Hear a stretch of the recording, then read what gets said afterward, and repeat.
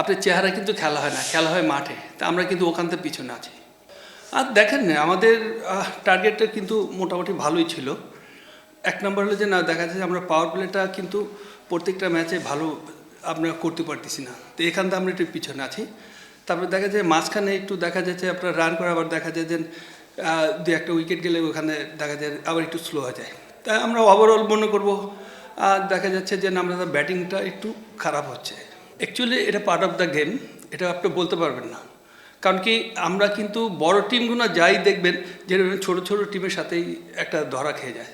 তো এটা কিন্তু আমরা যখন মিটিং করি, কোচ কিন্তু বলেছে যে দেখো এদের কিন্তু হারানো কিছু নাই, কি বাট আমাদের অনেক কিছু হারানোতে দেখেন আজকে সেটা কিন্তু প্রমাণ হলো।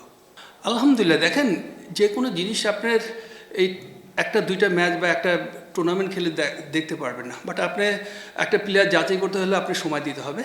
আবার আপনি যখন সময় নিয়ে ওকে নেবেন, ওখানেও আপনি সময় দিতে হবে, তাহলে আপনি আমার কাছ থেকে কিছু পাবেন।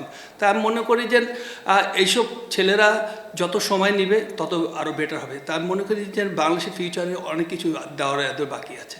যে আউটগুলো দেখেছেন আপনারা, আমরা কিন্তু ভুল শট চয়েস করতে যে আউট হয়েছে। তা আমরা মনে করি যে আমাদের কলম খাতায় যেভাবে টিম আমাদের হয়েছে, তো অ্যাকচুয়ালি কি আপনার চেহারা কিন্তু খেলা হয় না, খেলা হয় মাঠে। তা আমরা কিন্তু ওখান থেকে পিছনে আছি।